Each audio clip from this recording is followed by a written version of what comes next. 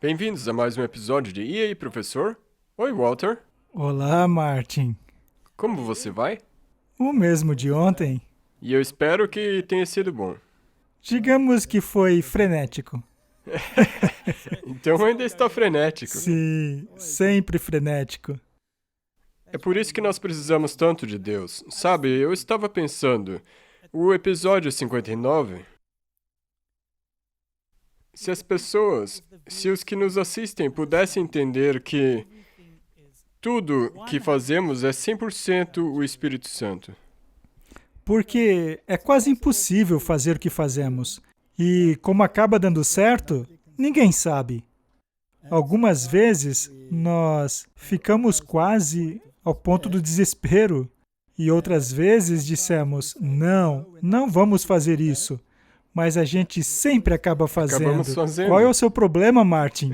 Aliás, qual é o meu problema? Não sei como sempre acabamos fazendo. Por isso queremos dar toda a glória a Deus, porque nada pode vir de nós. Nós somos apenas veículos. Com certeza, não somos nada.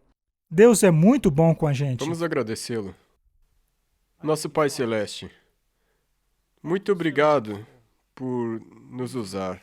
Muito obrigado por tudo que tu tens feito por nós. Nós pedimos mais uma vez, por favor, nos ajude durante essa conversa importante. Ilumine nossas mentes. Nos abençoe e abençoe aqueles que nos assistem. Em nome de Jesus, amém. Martin, eu sempre tenho tentado evitar essa questão, pois ela é muito controversa e as opiniões por aí são tão fortes que qualquer pequena diferença em relação ao que um grupo pensa ou o que outro grupo pensa te coloca na linha de tiro. E é um fato interessante que no mundo, o assunto sobre o qual falaremos hoje tenha derramado mais sangue do que qualquer outro assunto. Milhões e milhões morreram em conflito por causa do assunto sobre o qual falaremos hoje. Mas Deus nunca quis isso, pois Deus é um Deus de amor e misericórdia, mas o diabo não é. É, Ele correto. está em guerra com Deus. Uhum. O tópico sobre o qual falaremos hoje é a doutrina da lei, predestinação e perfeição cristã. E esse assunto foi extensivamente debatido ao longo da história. E ele ainda levanta grandes discussões em todas as denominações, Uhum. inclusive a nossa. Correto. E existem partidos distintos que são absolutamente contrários ao outro, Uhum. que se referem a esse assunto. Isso não é novidade. Alguns pensam que deveríamos simplesmente sentar na arquibancada e assistir o que um lado diz para o outro, só para ver no que vai dar. Mas, finalmente, se chega a um ponto em que não se pode mais fazer isso, porque a gente fala uma palavrinha e pronto, se torna público e muitos passam a distorcer. Se ficarmos do lado da graça, somente a graça, então começam a dizer que você pertence àqueles que não dão mais a mínima para o que a lei diz. Sim. Mas se eu defendo a lei, então vão dizer que eu sou um legalista. Eles nunca ficarão satisfeitos. Portanto, logo de início, vamos pedir, ou melhor, solicitar, que nos deem um pouco de espaço. Sabemos que nem todos vão enxergar dessa mesma maneira. Que nem todos ficarão felizes em ceder em relação ao seu ponto de vista. Aliás, a palavra ceder não é boa. Vamos dizer, permitir que o próximo tenha a opinião dele. esse assunto é tão polarizado que muitos não acabam aceitando que possa haver um meio termo. E eu gostaria de apelar a todos para que nos dessem espaço.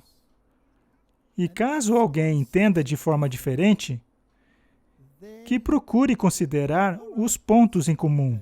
Veja, não se trata de uma discussão ecumênica na qual se ignora a verdade.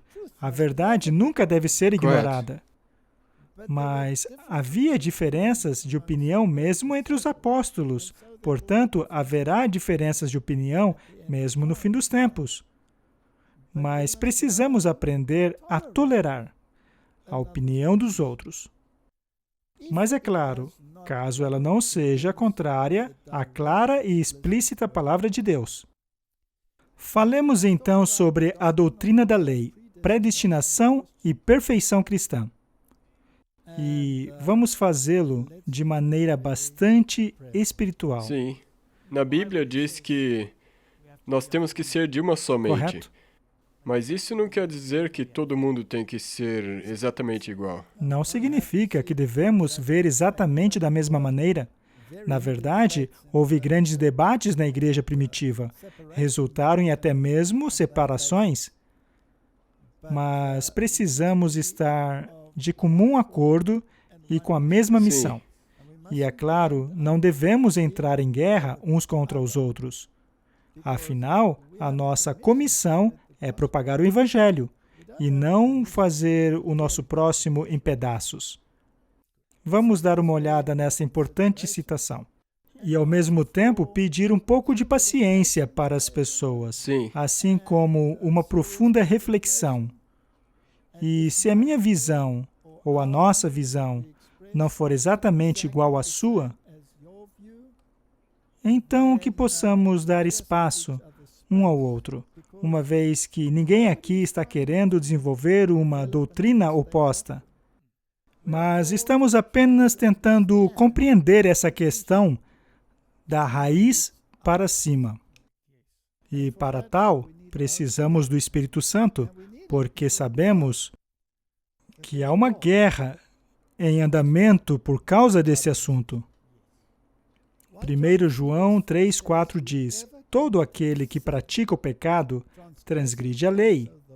De fato, o pecado é a transgressão da lei. Essa é a base da doutrina do pecado. E também lemos aqui no livro Fé e Obras, nós queremos entender o que é o pecado e o que seria ele? Ele é a transgressão da lei do Senhor Deus. Essa é a única definição dada nas Escrituras. Paremos um pouco aqui. Existem muitas aparentes definições para o pecado na Bíblia. Se você não acredita em Cristo, isso é um pecado. Do pecado, porque não acreditaram em mim, correto? Correto. Mas, ao cavarmos fundo no assunto, sempre acabaremos na questão da lei de Deus. Correto. Portanto, a única definição real nas Escrituras para pecado é a transgressão da lei de Deus.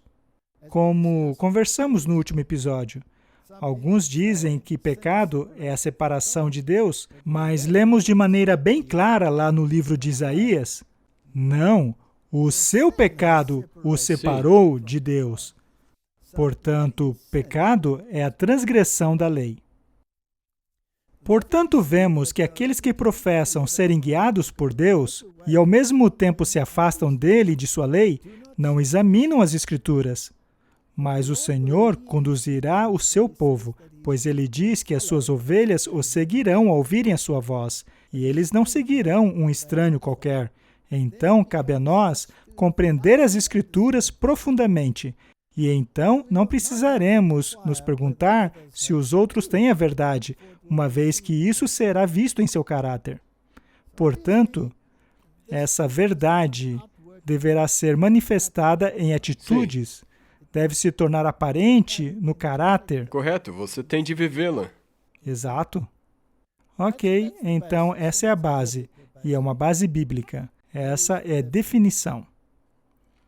Na versão King James da Bíblia, nós encontramos 3 vezes a palavra não peques mais. E a primeira é encontrada em Jeremias 31, verso 34. E aqui ele se refere ao pecado como um substantivo. Isso é algo que Deus fará a respeito dessa questão chamada pecado, que é a... Transgressão da lei. Muito Sim. bem. Ninguém mais ensinará ao seu próximo e nem ao seu irmão dizendo, conheça o Senhor, porque todos eles me conhecerão, desde o menor até o maior, diz o Senhor, porque eu lhes perdoarei a maldade e não me lembrarei mais dos seus pecados. Deus, portanto, removerá o entrave do pecado, sob certas condições. Correto. E ele fará isso. E é Ele quem vai fazê-lo. É a obra dele. E essa é a base do plano da salvação. Agora, essa frase, não peques mais, também é encontrada no Novo Testamento. Não como um substantivo, mas como verbo, como algo que deve ser Sim. feito. Muito bem, Jesus aqui curou este indivíduo. E depois Jesus o encontrou no templo e lhe disse, eis que você já está são, não peques mais, para que não te suceda coisa ainda pior. Esta é uma instrução. E a instrução para este indivíduo que estava fisicamente curado foi, não peques mais. Em João 8, versos 11, temos a mulher que foi pega em adultério, em que os acusadores se retiraram após Jesus escrever na areia. E ela, em resposta a Jesus, que a perguntou, onde estão os seus acusadores? Disse, ninguém, Senhor, ninguém está mais aqui para me acusar. E Jesus disse a ela, eu também não te condeno. E agora vem a ordem, vá, e não peques mais. Ao analisarmos esse verso, veremos que nele encontramos tanto o elemento da justificação quanto da santificação. Não é? Eu também não te condeno. Isso é perdão. Sim, é graça. E justificação. Vai e não peques mais. Isso é santificação. Sim. Mas isto é exigência ou uma Uma orientação? instrução. Tem certeza? E tendo a definição de pecado em mente, você poderia refrasear o verso para mim? Então vai e cumpra a lei na sua totalidade. É o que ele está dizendo, não é? Guarde a lei. Muito bem, mas e se Jesus der a instrução, guarde a lei? Seria, então, de acordo com a instrução, possível cumprir isso? Sim. Deveria ser, certo? No entanto, há muitas religiões pelo mundo dizendo ninguém consegue guardar a lei. Mas isso bate de frente com a instrução de Jesus. Vai, não peques mais. Há muitas pessoas que te dizem que uma vez que é impossível guardar a lei, Deus teve que se livrar dela. Correto. Na verdade, a maioria do mundo cristão ensina isso. E as declarações que nós acabamos de fazer.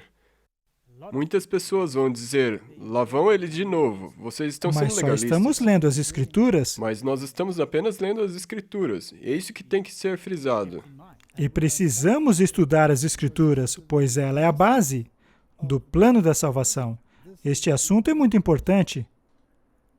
A grande pergunta, então, é: o que os tornaria capazes de irem e não pecarem mais?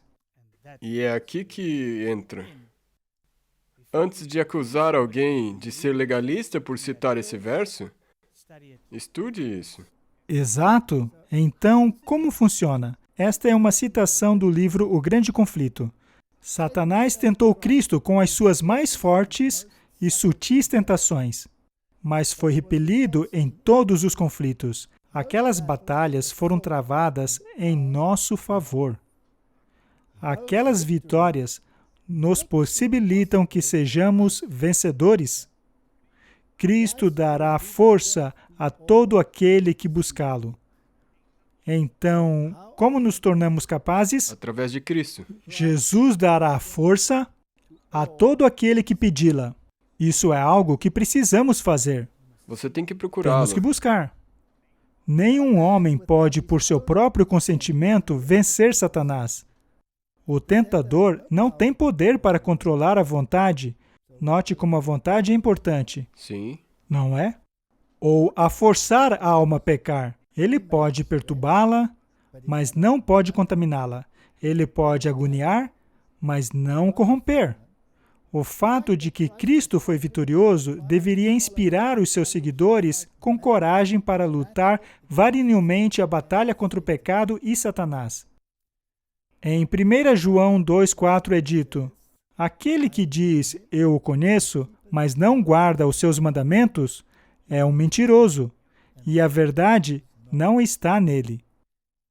Quando Jesus disse, vá e não peques mais, ele não estava ordenando algo impossível?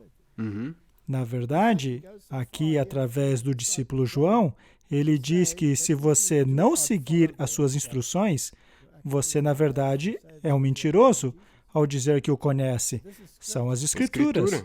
Não estamos inventando isso. E já deve ter alguém bravo conosco aí. Pois não importa o que dissermos, estaremos sempre encrencados. Sim. Mas isso é o que a Bíblia ensina. A Bíblia é muito clara em relação ao que é o pecado. Jesus é muito claro quando diz que devemos romper com o pecado. A Bíblia deixa claro que, se não seguirmos essa orientação, então nós estaremos mentindo ao dizer que somos cristãos. Sim. Mais um parágrafo do grande conflito. Que ninguém engane a si mesmo achando que pode se tornar santo enquanto viola voluntariamente um dos requerimentos de Deus. O cometer o pecado conhecido faz silenciar a voz testemunhadora do Espírito e separa a alma de Deus. O que é que separa? O pecado voluntário. Pecado voluntário. Adão e Eva cometeram um pecado voluntário? Sim. Sim. Sim, cometeram. Houve consequências? Sim. Foram separados, não? É. Então eles foram separados e aí cometeram pecado, ou eles cometeram pecado e aí foram separados? Primeiro cometeram. Pecado é a transgressão da lei, e qualquer que peca transgride a lei. Não o viu nem o conheceu. 1 João 3,6. Conquanto João, em suas epístolas, trate amplamente do amor, não hesita, todavia, em revelar o verdadeiro caráter da classe de pessoas que pretendem ser santificadas ao mesmo tempo que transgride a lei de Deus. Aquele que diz, eu o conheço e não guarda os seus mandamentos, é mentiroso, e nele não está a verdade, mas qualquer que guarda a sua palavra, o amor de Deus está nele verdadeiramente aperfeiçoado. Esta é a pedra de toque de toda profissão de fé. Não podemos atribuir santidade a qualquer pessoa sem aferi-la pela medida da única norma de santidade no céu e na terra. Se os homens não sentem o peso da lei moral, se amesquinham e consideram levianamente os preceitos de Deus, se violam o menor desses mandamentos e ainda assim ensinam os homens, não serão de nenhum apreço à vista do céu. E podemos saber que suas pretensões são destituídas de fundamento. Esta citação não é arbitrária. Afinal, é uma citação da Bíblia. Jesus disse, eu não vim abolir a lei. Nem um tio ou vírgula de maneira alguma desaparecerá da lei. Se me amais, guardareis os meus mandamentos. Tudo o que analisamos até o momento é escriturístico. Não podemos negar a base e a fundação que é afirmada aqui pelas Escrituras com relação à lei de Deus. Este parágrafo é do Reviewing Herald. É apenas pelo aceitar a virtude e a graça de Cristo que podemos guardar a lei. Isto é muito importante. E isso agora está tocando no X da questão. E aqui está a diferença entre legalismo e fé. Correto. Quando você diz a si mesmo, beleza, agora já entendi tudo, deixa comigo, isso é legalismo. Mas quando se está totalmente dependente da virtude e graça de Cristo, estamos então operando pela fé. Sim. Acreditar na propiciação dos pecados, ou seja, o preço que foi pago na cruz, habilita o homem caído a amar a Deus de todo o seu coração e o seu próximo como a si mesmo. Temos aqui um exemplo clássico da Bíblia, do fariseu e do publicano. O fariseu disse, eu sou tão grato por não ser como aquele cara aí atrás. Eu faço isso, eu faço aquilo, eu devolvo o dízimo e faço tudo o que me é pedido. Sou um cidadão exemplar. Mas o outro diz, Senhor, eu sou um pecador. Qual deles foi para casa justificado? O publicano, O publicano. que reconheceu que ele era um pecador. O fariseu estufou tanto o peito que se suas roupas tivessem botões, eles estourariam. Enquanto o outro deixou o peito todo amassado. É. Este aqui foi o justificado. Isso nos diz, então, que, apesar de haver esta ordem, vai e não peques mais, precisamos ser habilitados pelo poder de Cristo. Eu estava olhando essa citação de novo. Habilita o homem caído a amar Deus de todo o coração e ao próximo como a si mesmo. Nestes 2 mandamentos, dele depende toda a lei. Correto? Temos que amar a Deus e ao nosso próximo. Então, na verdade, isso também poderia dizer, habilita o homem caído a amar a Deus e guardar sua lei. Sim. Gálatas 3, versos 2 diz, gostaria de saber apenas uma coisa. Foi pela prática da lei que vocês receberam o Espírito ou foi pela fé naquilo que ouviram? É uma pergunta retórica. É óbvio que não foi pela prática da lei, mas pela fé. E o verso 22 diz, mas a Escritura encerrou tudo debaixo do pecado, a fim de que a promessa, que é pela fé em Jesus Cristo, fosse dada aos que creem. Portanto, é sempre pela fé. Correto. E Romanos 14, 23 diz claramente, tudo o que não provém da fé é pecado. Será que temos uma nova definição de pecado? Mas será que poderíamos redefinir dizendo, tudo o que não provém da fé é transgressão da lei? 100%. É isso que está dizendo. Sim. E muito bem, então, isto já fica claro desde o início, que não temos nada do que nos orgulhar, pois qualquer forma de legalismo é uma afronta a Deus. Sim. A maneira correta de compreendermos isso é através do reconhecimento. Reconhecer que sou pecador, Sim. arrependimento, Aham. aceitação do sacrifício através da fé Sim, admitir responsabilidade. e, finalmente, dar a Deus a permissão Aham. para nos transformar. Correto. E isto é um ato da vontade e é uma escolha pessoal. Este é um assunto muito importante. Poderia Deus nos mandar guardar a lei, sendo impossível guardar a lei? Não. Seria uma ordem fútil. Sim. Esta questão tem sido assunto de grande debate desde a sua incepção. Exatamente. Bem, desde Adão e Eva. Sim. Martinho Lutero, durante a Reforma, tendo saído de uma igreja totalmente baseada em obras, chegou à conclusão de que somos justificados apenas pela fé. E isso é o coração da religião, de acordo com ele. Martinho Lutero, em seu artigo Justificação pela Fé Apenas, diz, nada pode ser cedido ou rendido, nada. nem nada pode ser concedido ou permitido contrário ao mesmo. Este é o artigo principal do que ele escreveu sobre o assunto. E então ele diz, se o artigo da justificação for perdido, toda a doutrina cristã é perdida ao mesmo tempo. A doutrina da justificação é a pedra angular. É ela que dá a luz, nutre, constrói, preserva e defende a Igreja de Deus. E sem ela, a Igreja de Deus não pode existir por uma hora. Quando o artigo da justificação é derrubado, tudo é derrubado. Justificação pela fé apenas. A justificação é algo em que me agarro apenas pela fé. Não há nada que possa ser feito para consegui-la. O termo justificação é um termo jurídico. Tem a palavra justiça nele. Então, ao sermos justificados, há então uma justiça imputada a nós. Como Martinho Lutero explica, é uma justiça externa. Não se trata da sua justiça.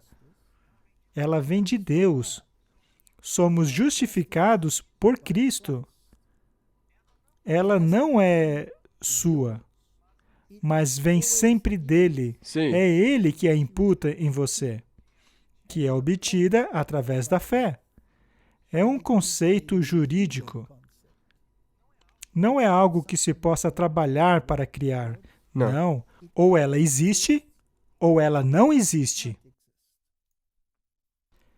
Mas o outro lado da moeda está lá na Epístola de Tiago. E Martinho Lutero, após descobrir a doutrina da justificação pela fé, estava tão aliviado daquele fardo que saiu de seus ombros.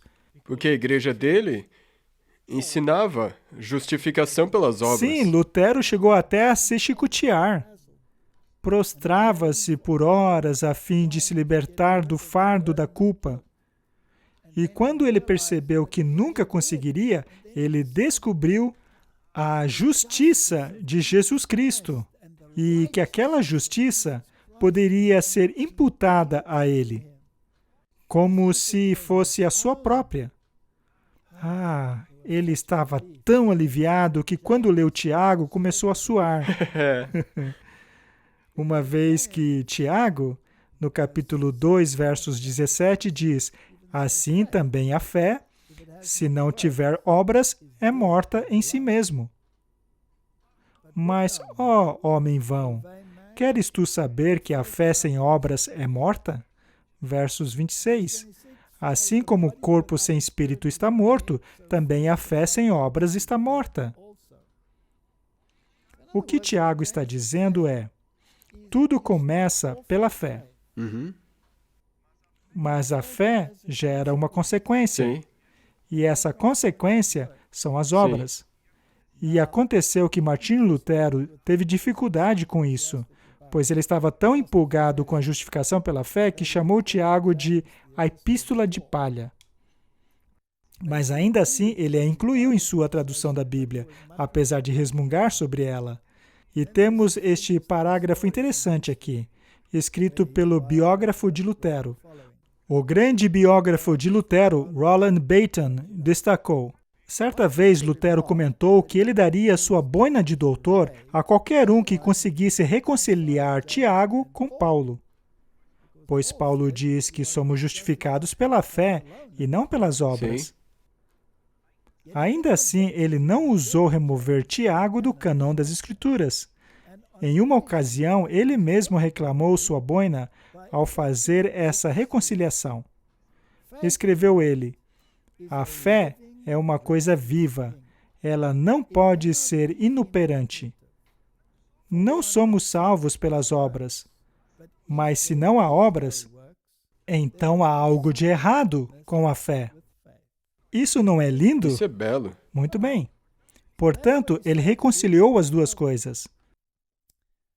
Mas, ainda assim, ainda havia algumas coisas faltando em seu entendimento em relação à fé e obras. Entenda que a Igreja Católica fez parecer que a Igreja Romana era pelas obras e os protestantes eram pela justificação, pela fé. Mas sabe, vamos nos juntar, tudo vai ficar bem, não tem problema. Mas isso não é verdade. Eu posso escrever muitas palestras sobre isso, pois a Igreja Católica não acredita na expiação. Correto, eles não acreditam que Jesus morreu por você. Eles não creem que Jesus morreu por você. Eles dizem que ele morreu e deixou um exemplo, mas ele não morreu por você. A nossa fé, porém, deve estar no sangue, na expiação. Correto? Este é um assunto muito complexo e ainda hoje o mundo debate bastante sobre isso. João Calvino cria na predestinação, ou seja, Deus é o autor de todas as coisas e que, portanto, Deus predetermina tudo. Absolutamente tudo é a vontade de Deus. Deus, portanto, predeterminou que haveria uma queda. Sim, e que ele predeterminou quem seria salvo e quem se perderia. Dentro do calvinismo, há várias graduações. Alguns vão dizer que Deus criou Adão e Eva para cair. Outros já não irão tão longe assim, mas a ideia geral é que Deus é soberano. Você é o que você está perdido, mas Deus pode predestiná-lo à salvação. E não há nada que você possa fazer. Nada. Então você não tem o livre-arbítrio. Não existe o livre-arbítrio. Não existe. Agora, eu quero esclarecer que é isso que os calvinistas dizem. Isso é o que Calvino dizia. Aqui temos um desenho interessante, no qual temos Martinho Lutero, Calvino, e ambos estavam puxando as orelhas do Papa. Eles tinham um inimigo em comum. Sim. Ambos concordavam que ele era o anticristo. Uhum. Mas note como Lutero está puxando as barbas de Calvino. Ele não concorda com Calvino. Essa questão sempre existiu. E eles debatiam isso naquela época. Porém, eles se baseiam nas Escrituras. E isto nos diz que devemos examinar muito bem as Escrituras. Senão, podemos adotar uma posição e o outro adota outra posição e nunca estaremos de acordo. E existe um caminho no meio onde os dois se reconciliam, mas todo mundo está nos caminhos laterais. Exato. Martinho Lutero não se reconciliou com o livro de Tiago? Sim. Sim, com certeza. Mas ele ainda tinha esse conceito de que a humanidade não poderia fazer nada, uma vez que estava totalmente depravada. Mas, ao analisarmos a história, para vermos como isso começou, devemos voltar à igreja primitiva. Este é um livro recomendado por muitas universidades. É a História da Teologia Cristã, 20 séculos de tradição e reforma. Foi escrito por Roger E. Olson. Na História da Teologia Cristã, 20 séculos de tradição e reforma, escrita por Roger Olson, lemos coisas interessantes como o fato de que Agostinho e Tomás de Aquino, que foram os pais da Igreja Católica Romana, eram mergulhados em filosofia grega, no tocante à doutrina de Deus, e que a influência deles teve longo alcance no cristianismo como um todo. A doutrina da predestinação, adotada por Calvino, foi largamente influenciada pela filosofia de Agostinho. Paremos aí. Lutero era um monge agostinho. Ele também era imerso na doutrina de Agostinho. Isso impressionou as suas mentes em muitas e muitas questões que dizem respeito a Agostinho, que ainda são adotadas por muitas igrejas protestantes hoje. Veja, por exemplo, o Milênio de Paz faz parte da Igreja Católica e da Igreja Luterana. Prosseguindo, Na doutrina de Agostinho, a liberdade para não pecarmos não existe, uma vez que ele acreditava na eleição incondicional e na graça irresistível. Graça. Todas essas doutrinas estão bem vivas hoje. Elas fazem parte de muitas denominações cristãs espalhadas pelo mundo hoje. Muitos dizem, não somos capazes de guardar a lei de Deus. Não temos liberdade para não pecar. Somos pecadores. E graças a Deus, Deus é um Deus de amor, de graça, e podemos simplesmente viver a vida que vivemos anteriormente. Deus vai cuidar de tudo. Não há muitos assim? Sim, Já encontrou algum deles, Martin? sim. Deus conhece meu coração, então não me julgue. Muito bem. Ele também cria na eleição incondicional. Isso é o mesmo que dizer que você não tem uma escolha. Se Deus te escolheu, então você não pode não ir para o céu. Este é o calvinismo. É uma grande igreja. E dentro das denominações, há diferentes grupos dentro de algumas denominações que acreditam em um lado ou no outro lado. Há uma mistura de ambos. É uma coisa complexa. Certa vez fiz uma palestra chamada Conflito e Triunfo. Se as pessoas querem mais informações, elas podem assistir a essa série. Correto. E aqui, por último, temos a graça irresistível. Estas três aqui causam grande consternação no mundo hoje e tem sido progressiva. Mas de onde foi que Agostinho e Tomás de Aquino chegaram a estas doutrinas? Lemos no Grande Conflito. Esta harmonização entre o paganismo e o cristianismo resultou no desenvolvimento do homem do pecado, predito na profecia como o opositor que se exalta acima de Deus. Esse sistema gigantesco de falsa religião é a obra-prima do poder de Satanás. Um monumento de seus esforços para assentar ele mesmo no trono, para reinar sobre a terra conforme a sua vontade. O catolicismo romano é tão vasto que é capaz de até mesmo absorver todas essas filosofias. Assim, eles podem dizer que podemos acolhê-lo, mesmo que você queira ser salvo em seu pecado. E podemos acolhê-lo se você quiser ser salvo pelas obras. Sim. Mas se quiser ser salvo dos seus pecados, então você terá um problema com o sistema. O paganismo que foi absorvido foi a filosofia grega. E a imortalidade da alma passou a ter um papel muito importante, pois se somos imortais, a morte não é mais o salário do pecado. Então, a doutrina do pecado cai por terra. Correto. Se inserirmos a doutrina da imortalidade, Sim. Martin, ao analisarmos esse sistema de falsa religião gigantesco, a Bíblia o descreve como esta besta conglomerada, esse monstro. Veja que a maior parte de seu corpo é do leopardo, o que significa que a maior parte de sua filosofia é grega. Sim. O catolicismo romano, tanto nas filosofias de Agostinho, quanto nas filosofias de Tomás de Aquino, são filosofias gregas. E o sistema sobre o qual o sistema deles é baseado são as patas do urso, ou seja, a filosofia medo-persa. E aqui temos a boca do leão, a maneira como a besta apresenta a sua religião ao povo é através da religião babilônica, Baal. Adoração a Baal.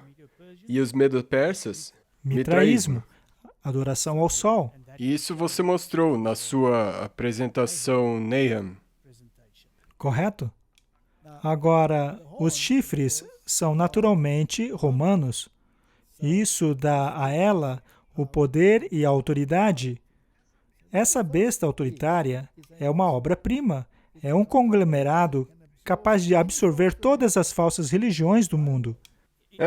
E pode ser até o paganismo, então pode ser qualquer religião. Mesmo essa religião mundial, da qual falam tanto hoje, ela pode ser absorvida por esse sistema. Qualquer religião pode, menos uma.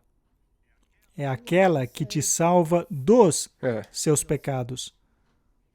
Vejamos a doutrina da predestinação. Eles se baseiam no livro de Romanos. Romanos 8, 29 diz: pois aqueles que de antemão conheceu, também os predestinou para serem conforme a imagem de seu Filho, a fim de que ele seja o primogênito dentre muitos irmãos. E aos que predestinou, também chamou. E aos que chamou, também os justificou. E aos que justificou, também glorificou. O que eles fazem é transformar essa presciência de Deus em um decreto, que o torna predestinado, ou para ir para o inferno, ou para ir para o céu. No caso de você ter sido predestinado para a perdição, bem feito para você, porque você é um pecador. Mas se você é predestinado para ir para o céu, foi por causa da graça irresistível de Deus, que o faz automaticamente se adequar a Ele, goste de você ou não. Quer você queira ou não, você não tem escolha. Você não tem escolha, porque você não tem livre-arbítrio. Não se pode escolher não pecar. Afinal, absolutamente tudo é obra de Deus. Em outras palavras, você pode sentar, relaxar e assistir, e aguardar para ver de qual lado você vai terminar. Esse tema já gerou debates gigantescos ao longo da história, mesmo dentre os círculos calvinistas, pois alguns queriam se libertar desse pensamento. Está tudo naquela série Conflito e Triunfo, sobre a qual falamos há pouco. Mas vamos avançar. Vejamos o que Wesley tinha a dizer sobre o assunto.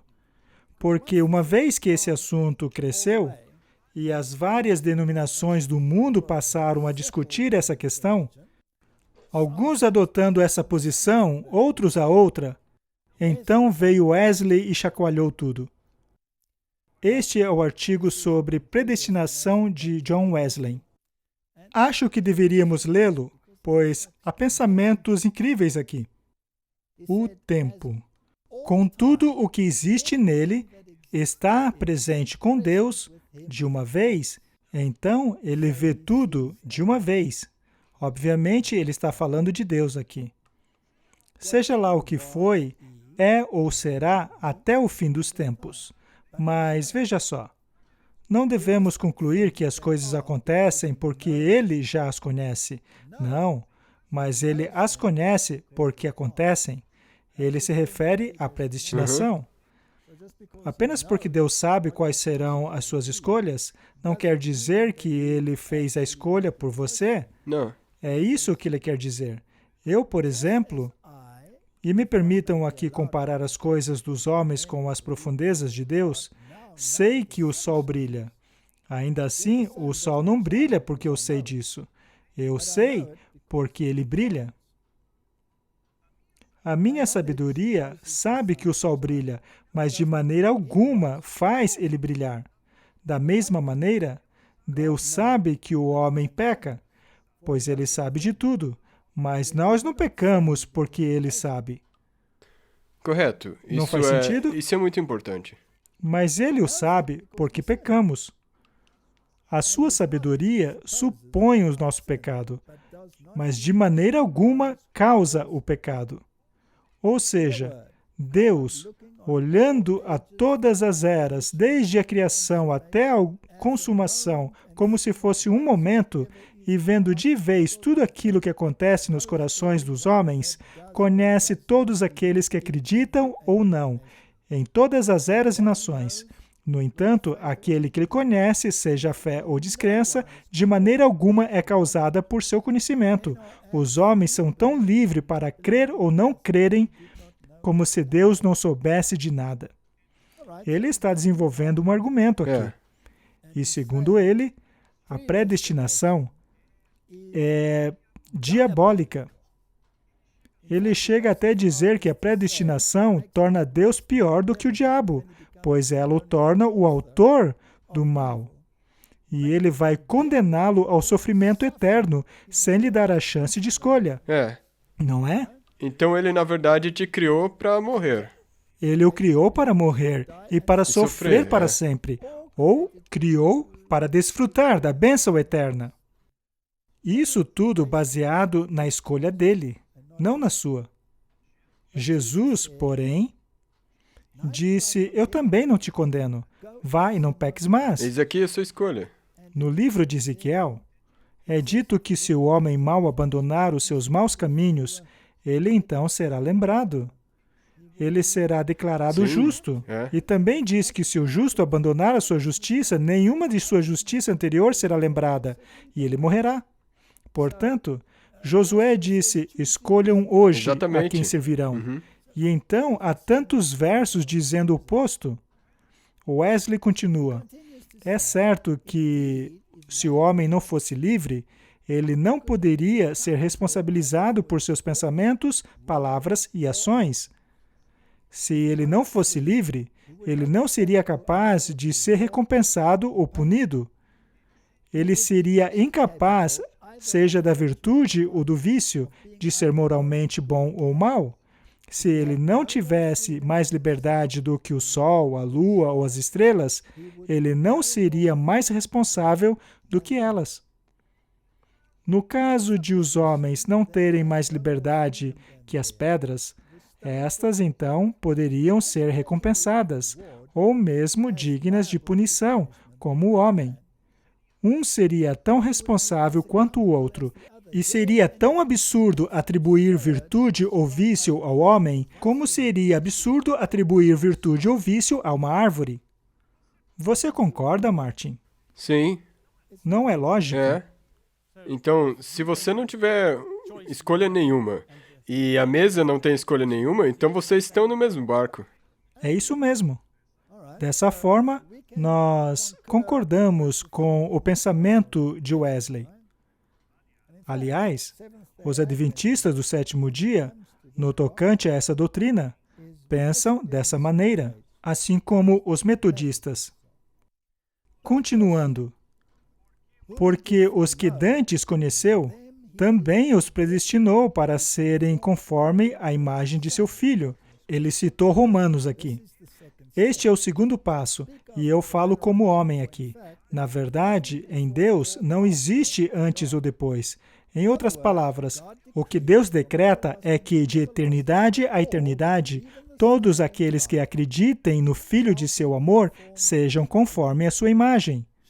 Sejam salvos de todo o pecado interno e externo, para uma santidade interna e externa. Portanto, é fato claro e inegável que todo aquele que acredite no nome do Filho de Deus receba o resultado de sua fé, isto é, a salvação de sua alma, e isso na virtude do imutável e irreversível e irresistível decreto de Deus, que é que aquele que creia seja salvo e aquele que não creia seja condenado. Vamos parar um pouco. Cabe aí a pergunta, devemos guardar a lei ou não? Mas, ao considerarmos a consequência lógica, devemos então concluir que, ao fazermos a escolha, devemos então nos harmonizar com a vontade de Deus? Vejamos então o que Wesley acreditava e o que cria a sua igreja. Vejamos. A crença dos metodistas em relação à lei.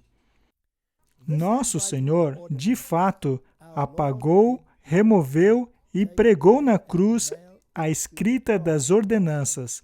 É o que diz Colossenses 2,14. Mas a lei moral, que contém os 10 mandamentos e foi enfatizada pelos profetas, ele não removeu. Ou seja, eles acreditam que aquela lei mencionada em Colossenses, que foi pregada na cruz, é a lei cerimonial, e que de maneira alguma incluiu a lei moral, os 10 mandamentos. Eles creem que a lei moral permanece no fundamento completamente diferente do da lei cerimonial. Cada parte dessa lei deve permanecer em vigor sobre toda a humanidade em todas as eras. É o que John Wesley dizia. A lei moral permanece. Aham. Mas no calvinismo, é muito fácil dizer que a lei não permanece. Porque Afinal, somos Sim. predestinados. Mas há facções dentro do calvinismo que diz que a lei permanece. Na verdade, eles leem a lei todos os domingos no púlpito. Mas há muitos subgrupos do calvinismo que dizem que a lei já era. Não devemos mais guardá-la. E ainda há os subgrupos que dizem que guardar a lei é pecado. É um completo revés.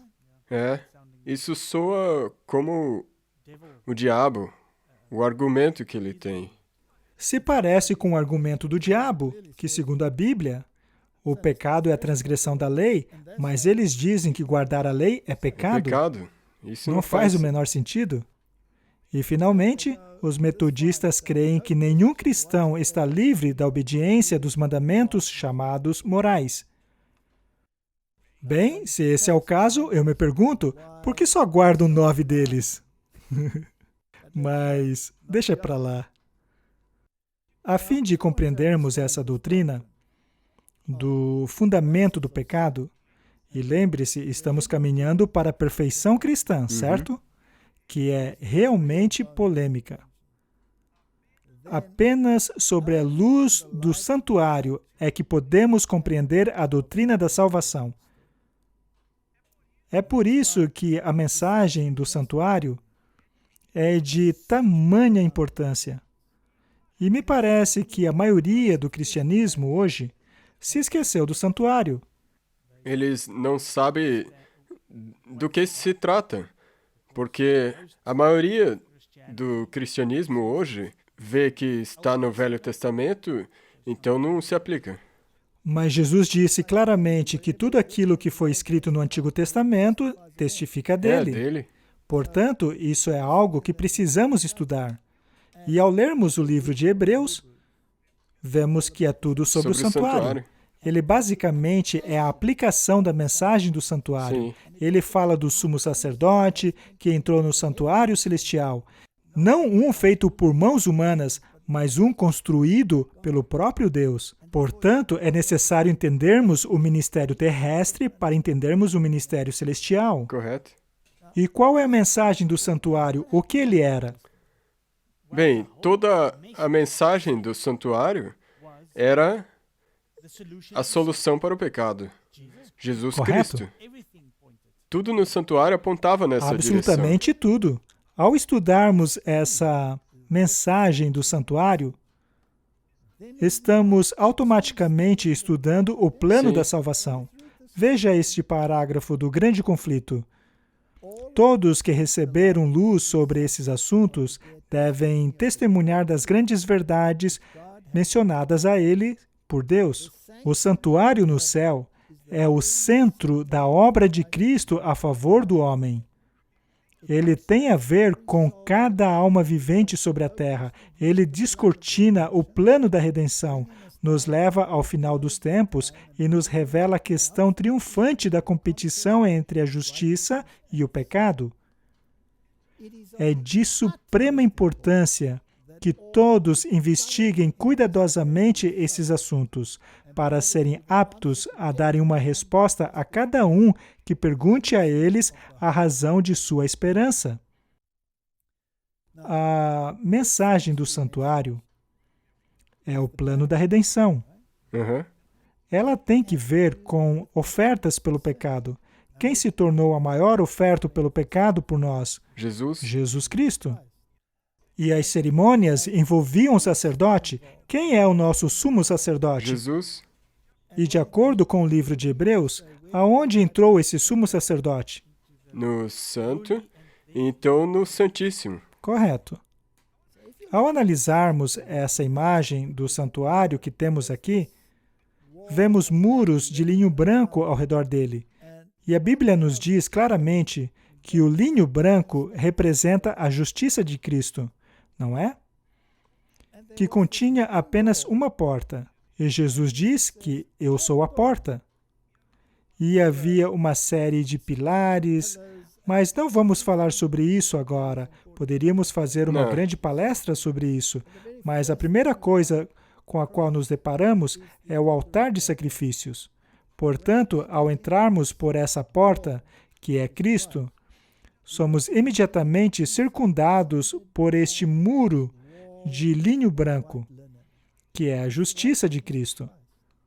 E isso é a justificação. Justificação, coberto pela sua Então, justiça. nós aceitamos Cristo, vamos a Ele, e a primeira coisa que vemos é o altar que representa a cruz, onde o cordeiro era imolado, que representa Jesus Cristo, e o seu sangue era colocado nos chifres do altar.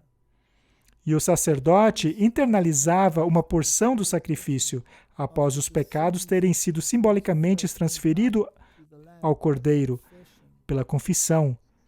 E o sumo sacerdote tomava simbolicamente o pecado sobre si, em favor do pecador. Não é incrível? Maravilhoso. E o próximo item era o lavatório. É. Pois, uma vez que se aceita o sacrifício expiatório de Cristo, quando se entende que somos salvos pelo seu sangue, vem então a purificação do renascimento. Passamos então pelo processo do batismo, se morre para o velho homem do pecado e ressuscitamos para uma nova vida em Cristo. E não é mais você quem vive, mas Cristo é que vive em você. O que quer dizer que os seus atributos caídos serão substituídos pelos atributos não caídos de Cristo. Não por causa de um grande esforço que você tenha feito, mas pela imputação dele. Que doutrina linda! Uhum. E então o sacerdote fazia uma oferta por si mesmo, porque ele era um ser humano, ele era um pecador também, mas Cristo não tinha pecado. Cristo levou a sua oferta, o seu sangue, para dentro do santuário, assim como o sacerdote terrestre levava o sangue para dentro, e o sangue era colocado nos chifres do altar, para que todos os pecados confessados fossem registrados ali. E neste primeiro compartimento havia um candelabro, o altar de incenso e a mesa com os 12 pães. O candelabro representa Cristo, a luz do mundo, e sua palavra, que é uma lâmpada para os nossos pés. Temos que internalizar isso. Ele era o mediador que fazia as nossas orações aceitáveis a Deus, reestabelecendo a nossa comunicação com Ele, representada na fumaça que subia. Sim, a sua justiça misturadas com as orações dos santos, e o pão que representava o seu corpo. Este é o meu corpo dado a vocês. Internalizem-o, internalizem o meu caráter. O pão da vida. Isso é santificação. Ou seja, pela luz da palavra, comunique-se comigo, vai e não peques mais, e aprenda o que significa internalizar o meu caráter, para que o mundo veja a diferença. É isso que acontecia. Então, o lugar santíssimo, onde havia a Arca da Aliança. E por que era chamado de santíssimo? Porque a lei era a base de seu governo. E sobre ela, o assento da misericórdia, ou seja, o trono de Deus. Representa Cristo. Assento de misericórdia. Cristo o protege da condenação da lei. Ele a tomou sobre si. É maravilhoso. Não temos tempo de ver todos os detalhes, mas ali está o plano da salvação. Se eliminarmos qualquer um desses componentes, você fica atolado no meio do caminho.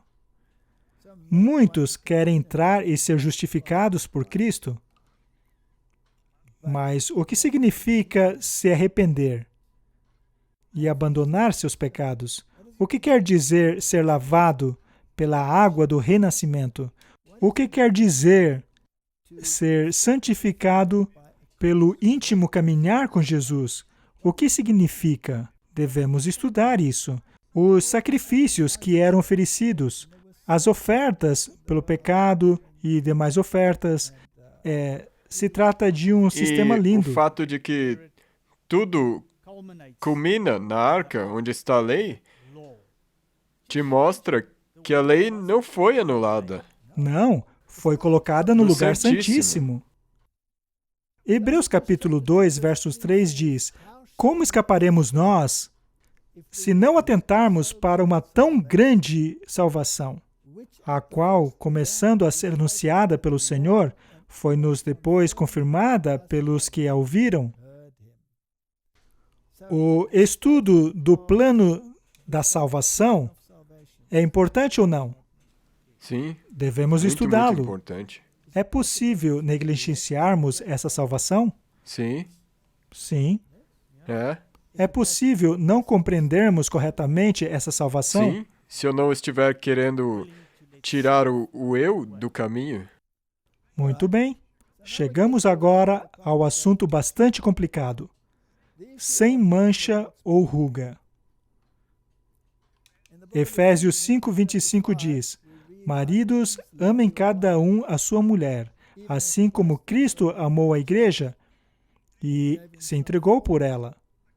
Aqui ele usa um tipo, o relacionamento no casamento, e faz uma aplicação para a igreja, para santificá-la, tendo-a purificado pelo lavar da água mediante a palavra. Não acabamos de ver isso Sim. no santuário? A luz, o candelabro. Tua palavra é uma lâmpada para os meus pés. E a lavagem pela água simboliza a purificação do pecado. Sim. O batismo. Para apresentá-la a si mesmo como igreja gloriosa, sem mancha, sem ruga ou coisa parecida, mas santa e sem culpa. De acordo com esses versos, Martin, quem faz a purificação? Jesus. Jesus. É maravilhoso como é Ele que está fazendo tudo. Ele faz tudo. E é Ele mesmo que está apresentando a si mesmo a igreja gloriosa. Então é Ele que está fazendo todo o trabalho. Você tem que permiti-lo. Muito bem. Esta igreja, portanto, precisa estar sem mancha ou ruga. Deve estar sem culpa. E Jesus é o Cordeiro sem culpa. Ou seja, essa igreja deve refletir a justiça de Cristo. E agora é que a coisa complica. Sim. É aí que o grande debate começa, aonde o sangue corre pelas ruas. Nada neste mundo é tão querido para Deus como a sua igreja. É com extremo cuidado que Ele guarda aqueles que o buscam. Nada pode ofender mais a Deus do que quando os servos de Satanás procuram roubar do povo de Deus os seus direitos. O Senhor não abandonou o seu povo. Satanás aponta para os erros que cometeram, na tentativa de fazê-los acreditar que se separaram de Deus. Anjos malignos procuram desesperadamente desencorajar aqueles que estão lutando para vencer o pecado. Trazem diante deles a sua indignidade do passado, apresentando o seu caso como sem solução. Martin, eu já sou cristão há 35 anos. Eu já vi tantos jovens sentirem-se sem esperança. Acham que são caso perdido. Eles já andaram em becos muito escuros na vida. E acham que Deus não pode aceitá-los. E Satanás está lá, acusando-os. Sim. Ele está o tempo inteiro. E há muitos que defendem a doutrina de que não devemos ter uma mancha ou ruga. Mas ao olharem para si, tudo o que veem são manchas e rugas. Então se desesperam. Agora, o que significa pregar o Evangelho? Não quer As dizer boas notícias. boas novas. E será que descobrir que você é um caso perdido é boas novas? Não. Não, isso são más notícias. Então há algo distorcido por aí. Devemos ver o assunto na perspectiva correta. Sim. Este é um assunto que causará alguns tremores, pois se adotamos um lado, você acaba sendo visto como um legalista. Mas se adotarmos o outro lado, então passamos a achar que não somos capazes de deixarmos de pecar. Mas isso faz de Jesus um mentiroso. Faz dele um carrasco que lhe diz para não pecar mais, mesmo sabendo que você é completamente incapaz de fazê-lo. Isso não tem lógica. Devemos ficar dentro da lógica. Então, como lidamos com esses versos? Romanos 8, verso 7. Porque a mente carnal é inimizade contra Deus, pois ela não é sujeita à lei de Deus, e nem poderia ser. Ou seja, em minha natureza carnal, sou um pecador. Não me sujeito à lei de Deus. Sou um transgressor da lei. E é certo que não consigo me sujeitar à lei de Deus. Ou seja, o que esse verso está dizendo é que não posso guardá-lo, não é? Mas Jesus me mandou guardá-la. Sim. O que fazemos com Mateus 5,48? Portanto, sejam perfeitos, como perfeito é o vosso Pai que está nos céus. Agora temos mais essa. Temos que ser perfeitos. E se dissermos que não temos pecados, enganamos a nós mesmos, e a verdade não está em nós. Temos uma dicotomia aqui. A dicotomia é: temos que ser perfeitos, como o próprio Deus é perfeito. Ao mesmo tempo, se dissermos que não temos pecado, enganamos a nós mesmos. Sempre que encontramos na Bíblia duas coisas que são completamente opostas uma da outra, precisa haver algo que as harmonizem, não é? Vamos dar uma olhada em duas coisas. A primeira é que, talvez, a perfeição não é a mesma coisa que sem pecado. É uma possibilidade, não é mesmo? Sim. E talvez ser perfeito e, ao mesmo tempo, não ser sem pecado é possível somente em Cristo. Sim. Portanto, se Cristo é perfeito, assim como o Pai Celestial, e se Cristo não tem pecado, se Ele imputar a você a sua justiça, e o Pai passar a ver a justiça dele ao invés da sua condição, Sim. então você seria perfeito como o Pai é perfeito. Sim. Ou seja, a sua imperfeição terá sido filtrada pela perfeição de Cristo. E Deus passará a vê-lo perfeito. Porque ele estará, na verdade, olhando a justiça de Cristo. O que não quer dizer que você seja sem pecado? Muito bem. Sejamos cuidadosos. Duas possibilidades, talvez as duas juntas. Portanto, temos que ser perfeitos, como o nosso Pai Celeste é. E, ao mesmo tempo, não podemos dizer que somos sem pecado. E isso está no presente, Correto? não no passado. Não, nós não tínhamos pecado. Correto? Pois algumas pessoas dizem, ok, seu pecado foi perdoado, agora seja perfeito. Então é tempo presente. Você não tem pecado. É um ponto bem interessante que você levantou, Martin. Vejamos mais alguns versos em 1 João. Se dissermos que temos relacionamento com Ele, mas andamos em trevas, nós mentimos e não praticamos a verdade.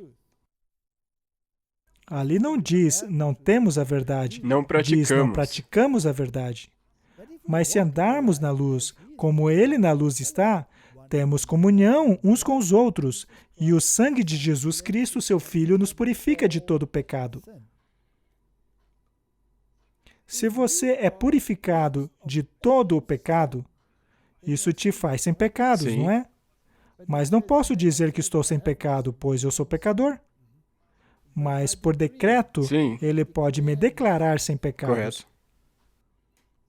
Se dissermos que não temos pecado, enganamos a nós mesmos e a verdade não está em nós. Portanto, o estar sem pecado não é inerente à minha pessoa. Estar sem pecado é possível somente nele.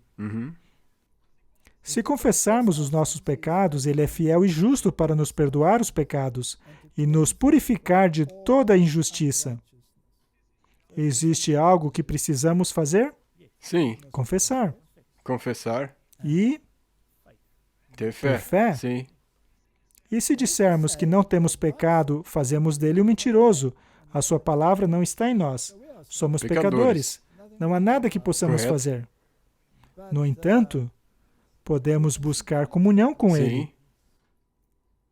Romanos 3, versos 23 diz: Pois todos pecaram e estão destituídos da glória de Deus. Essa é a nossa condição. Correto. Romanos 5, 12. Portanto, como por um homem entrou o pecado no mundo, e pelo pecado a morte, assim também a morte passou a todos os homens, uma vez que todos os homens pecaram. Estamos todos no mesmo barco. O que discutimos até aqui tem a ver com depravação moral. A humanidade é capaz de fazer uma escolha ou ela não é capaz de escolher? Esta é a base. Se a doutrina do pecado é baseada na lei e em sua firmeza, uma vez que pela lei vem o conhecimento do pecado, e o pecado é a transgressão da lei, então, se Deus exige que não pequemos mais, então devemos ser capazes de fazer essa escolha. Correto. Há muitas pessoas no mundo que revelam claramente que não fizeram essa escolha, não é? Sim. E há muitos que dizem ter feito essa escolha, mas não vivem de acordo com ela.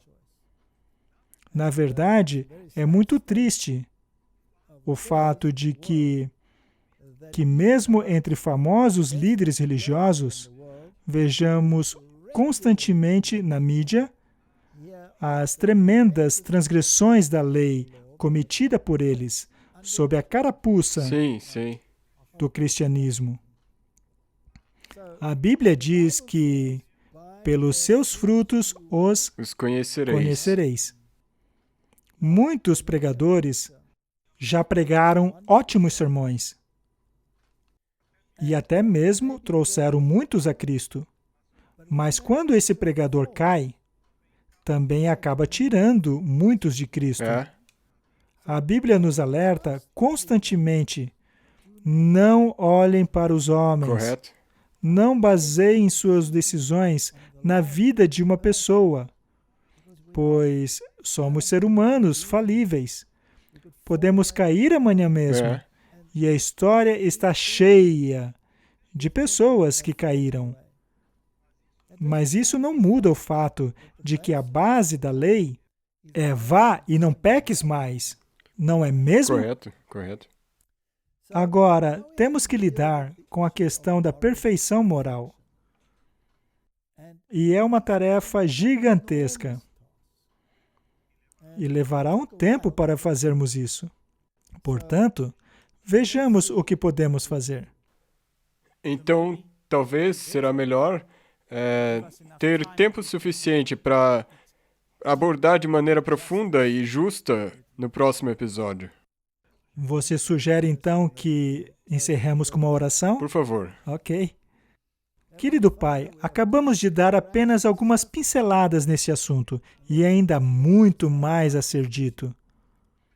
Principalmente na questão da perfeição moral, assim como da última geração. Ajude-nos nessa tarefa, Senhor, em nome de Jesus. Amém. Amém. Obrigado por assistir esse vídeo. Para se inscrever, clique aqui. Clique no sininho abaixo para receber notificações. Para assistir o próximo vídeo, clique aqui. Muito obrigado!